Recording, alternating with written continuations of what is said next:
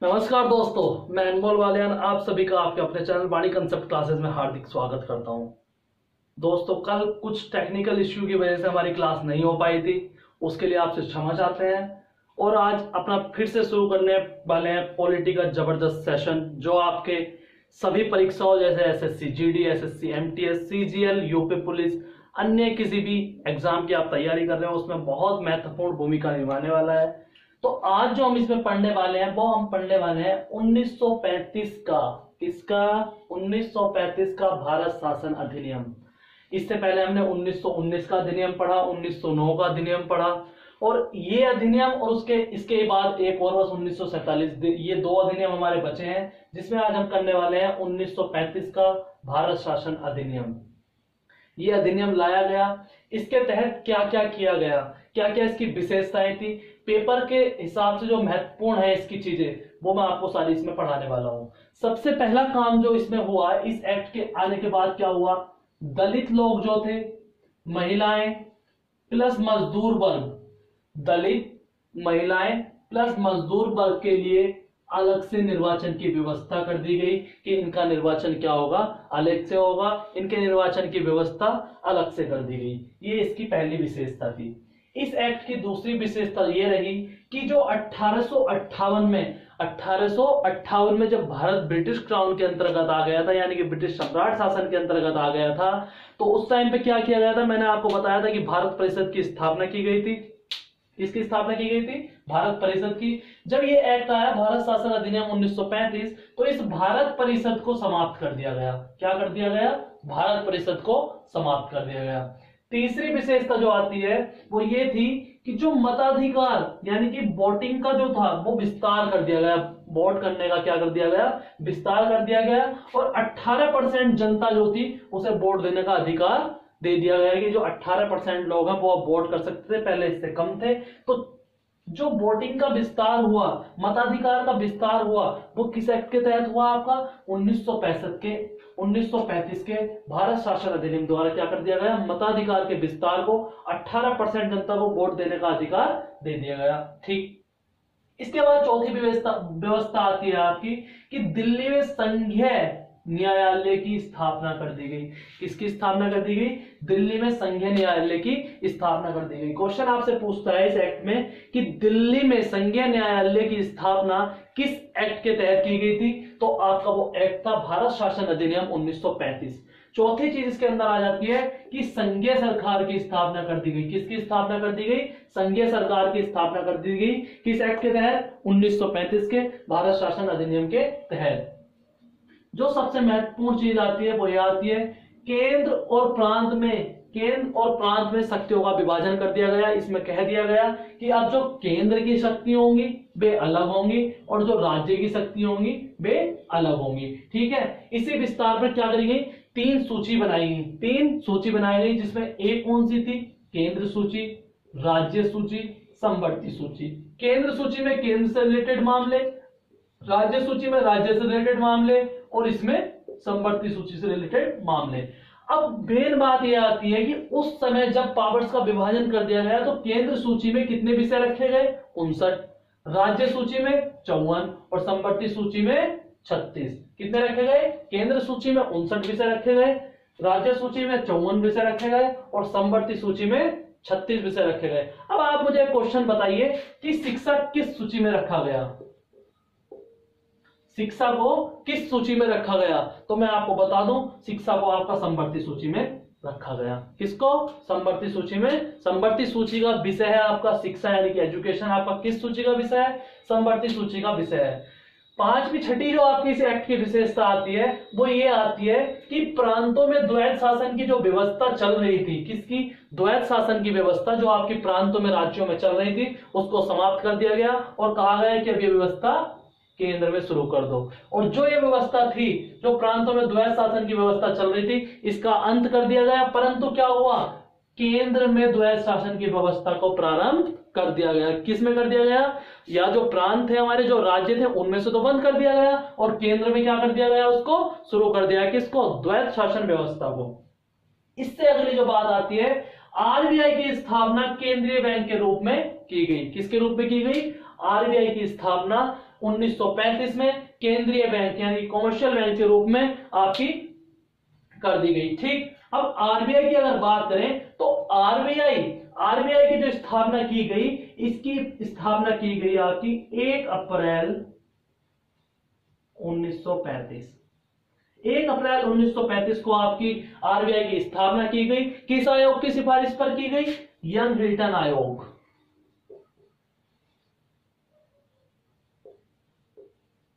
Young Hilton आयोग की सिफारिश पर आपकी आरबीआई की स्थापना की गई थी 1935 में। किस अधिनियम के तहत की गई थी? तो 1934 के अधिनियम के द्वारा 1 अप्रैल 1935 को यंग हिल्टन आयोग की सिफारिश पर रिजर्व बैंक ऑफ इंडिया यानी कि बैंकों का पापा, उसकी क्या कर दी गई थी?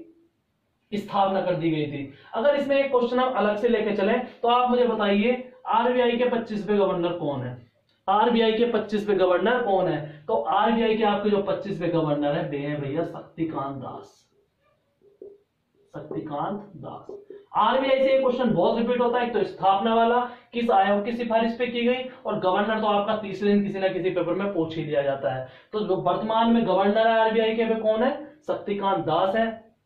बैंकों का बैंक होता है, इसे हम बैंकों का पापा भी कहते हैं, क्योंकि सबको क्या करता है, सब बैंकों पे इसका क्या होता है? नियंत्रण होता है, इसलिए इसे बैंकों का bank reserve bank of India कहा जाता है। ठीक, इससे आगे हम बढ़ते हैं तो अब हमारा आ जाता है 1947 का भारत शासन अधिनियम। कौन सा आ जाता है? 1947 का भारत शासन अधिनियम। इस एक्ट में आपको कोई दिक्कत 1935 के भारत शासन अधिनियम में? चलिए अब आगे बढ़ते हैं।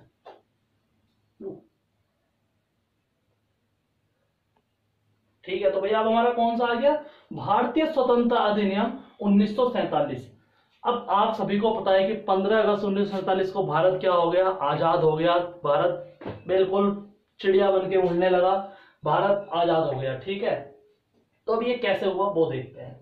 तो माउंटबेटन योजना के आधार पर किस अधिनियम के तहत? भारतीय स्वतंत्रता अधिनियम 1947 के तहत माउंटबेटन योजना के आधार पर, किसके आधार पर? माउंटबेटन योजना के आधार पर भारत का विभाजन कर दिया गया। किसका विभाजन कर दिया गया? भारत का विभाजन कर दिया गया। और 20 फरवरी 1947 को, कब? 20 फरवरी 1947 को, जो उस टाइम पे ब्रिटेन के आपके कौन थे? प्रधानमंत्री थे। कौन? क्लाइमेट एटली। क्लाइमेट एटली। तो 20 फरवरी 1957 को क्लाइमेट एटली ने घोषणा की। क्या घोषणा की? कि 30 जून 1947 से 30 जून 1947 में भारत से ब्रिटिश शासन को समाप्त कर दिया जाएगा। किसने घोषणा कर दी? इस अधिनियम के तहत घोषणा कर दी क्लाइमेट एटली ने कि 30 जून 1947 को ब्रिटिश शासन को भारत से समाप्त कर दिया जाएगा। अब जब इनकी ये घोषणा कर दी गई, किसकी? क्लाइमेट एटली ने घोषणा कर दी, तो क्या हुआ? मुस्लिम लीग आंदोलन करना शुरू कर दिया। किसने? मुस्लिम लीग ने आंदोलन करना शुरू कर दिया और उन्होंने कहा कि भारत का विभाजन कर दिया जाए, और विभाजन की मांग रखी। किसने? मुस्लिम लीग ने। अब 3 जून 1947 की बात है। किसकी? 3 जून 1947 को माउंटबेटन ने विभाजन की योजना पेश की। कब पेश की? आपसे क्वेश्चन पूछेगा कि माउंटबेटन ने विभाजन की योजना कब पेश की थी? तो 3 जून 1947 को। क्लाइमेट एटली ने भारत को ब्रिटिश शासन से स्वतंत्र करने के लिए कौन सी डेट रखी थी? 30 जून 1947। और घोषणा कब की थी? 20 फरवरी 1947। ठीक है, तीनों डेट क्लियर। और 15 अगस्त 1947 को भारत एक स्वतंत्र राष्ट्र बन गया, क्योंकि माउंटबेटन के जो विभाजन की योजना थी ये मुस्लिम लीग द्वारा स्वीकार कर ली गई, और भारत क्या बन गया है? भारत एक स्वतंत्र राष्ट्र बन के उभरा। कब? 1947 में, यानी कि 15 अगस्त 1947 को भारत क्या हुआ? आपका आजाद हो गया। अब जब भारत आजाद हो गया तो सबसे पहले क्या करा गया? वायसराय का जो पद चलता था उसको समाप्त कर दिया। इंग्लैंड में भारत सचिव के पद को, इसे भी समाप्त कर दिया। प्लस सिविल सेवा और भारत के राज्य सचिव में नियुक्ति करने और पदों पे जो आरक्षण की प्रणाली थी, जो उनको आरक्षण दिया जाता था, उसको भी समाप्त कर दिया गया। कब समाप्त कर दिया गया? 1947 का जब भारतीय स्वतंत्रता अधिनियम आया तो किस चीज को समाप्त कर दिया गया? वायसराय के पद को समाप्त कर दिया गया, भारत सचिव के पद को समाप्त कर दिया जो इंग्लैंड में था, सिविल सेवा में आरक्षण देना बंद कर दिया गया। भारत सचिव की नियुक्ति के लिए व अन्य पदों पर जिन पे भी आरक्षण दिया जाता था, आरक्षण प्रणाली थी, उस आरक्षण को क्या कर दिया गया, समाप्त कर दिया गया। इसके बाद भारत को इस अधिनियम के द्वारा भारत को दो संप्रभु राष्ट्र यानी कि भारत और पाकिस्तान में विभाजित कर दिया गया। किसमें विभाजित कर दिया गया, भारत और पाकिस्तान में विभाजित कर दिया गया। अब जब भारत और पाकिस्तान में इन्हें विभाजित कर दिया तो सवाल उठा कि शासन सत्ता कैसे चले, तो भारत और पाकिस्तान में गवर्नर जनरल के पद का सृजन किया गया। किसका सृजन किया गया, गवर्नर जनरल के पद का सृजन किया गया। इनकी नियुक्ति कौन करता, इनकी नियुक्ति तो राष्ट्र के कैबिनेट की सिफारिश पर। कौन करता इनकी नियुक्ति, राष्ट्र के कैबिनेट जो थे उनकी सिफारिश पर इनकी नियुक्ति किसे करनी थी, ब्रिटिश के शासकों को करनी थी। किनको करनी थी, ब्रिटिश के शासकों को करनी थी। इसके बाद अगर हम आगे बात करें, इसके बाद आपका क्या हुआ कि इस अधिनियम के द्वारा, किसके, 1947 के अधिनियम के द्वारा राष्ट्र में संविधान सभाओं को अपने देश में, किसमें, राष्ट्र में संविधान सभाओं को अपने देश में संविधान बनाने की शक्ति प्रदान की गई कि अब तुम अपना संविधान बना सकते हो, अपने संविधान का निर्माण कर सकते हो। ठीक है, प्लस साथ में क्या किया, भारतीय रियासत, जो भारत में रियासत हुआ करती थी, उनको स्वतंत्रता दे दी गई, उनको फ्रीडम दे दिया गया कि तुम चाहो तो तुम भारतीय डोमिनियन में शामिल हो जाओ, चाहे पाकिस्तान डोमिनियन में शामिल हो जाओ, तुम्हारी मर्जी है, तुम किसी में भी शामिल हो जाओ, और आप नहीं शामिल होना चाहते तो आप स्वतंत्र भी रह सकते हैं। ये छूट किसको प्रदान कर दी गई, जो भारत में देशी रियासत थी उनको यह छूट प्रदान कर दी गई। ठीक, इसके बाद 14 से 15 अगस्त की मध्य रात्रि को, कब, 14 से 15 अगस्त की मध्य रात्रि को भारत क्या हो गया, ब्रिटिश शासन से आजाद हो गया, यानी कि ब्रिटिश शासन का पूर्णतः भारत में क्या हो गया, अंत हो गया।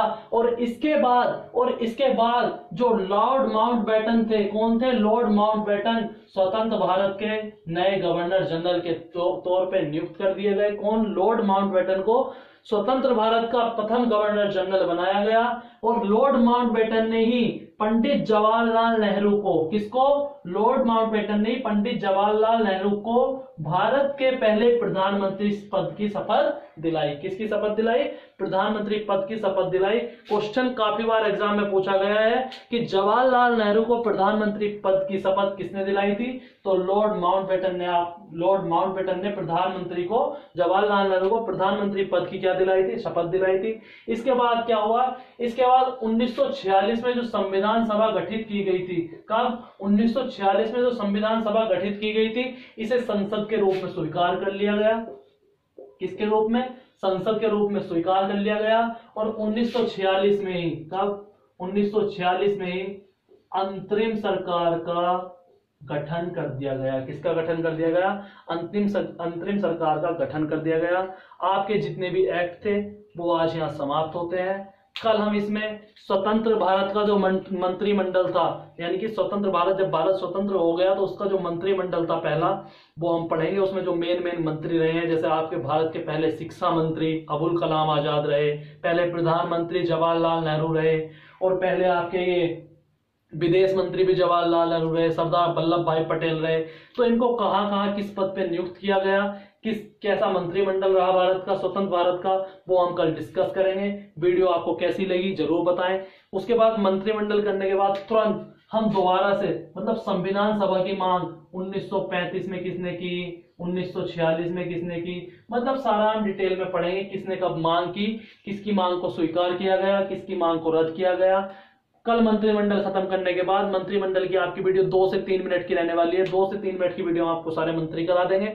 मंत्री कराने के बाद फिर हम संविधान सभा का जो निर्माण था, कैसे संविधान सभा बनी, कितने सदस्य थे, कितने सदस्यों का वोट पड़ा, वो सब हम इसमें करने वाले हैं। और आपका 2-3 दिन में संविधान सभा खत्म करके उसके बाद फिर हम शुरू करेंगे आर्टिकल्स, जो संविधान में हमारे अनुच्छेद हैं वो हम शुरू करेंगे, उसकी अनुसूचियां, उसके भाग, फिर हम उसको अच्छे से अपना 5-5, 10-10 आर्टिकल डेली पढ़ते रहेंगे। वीडियो आपको कैसी लगी जरूर बताएं कमेंट सेक्शन में। चैनल को सब्सक्राइब करें, ज्यादा से ज्यादा शेयर करें। Thank you, have a nice day.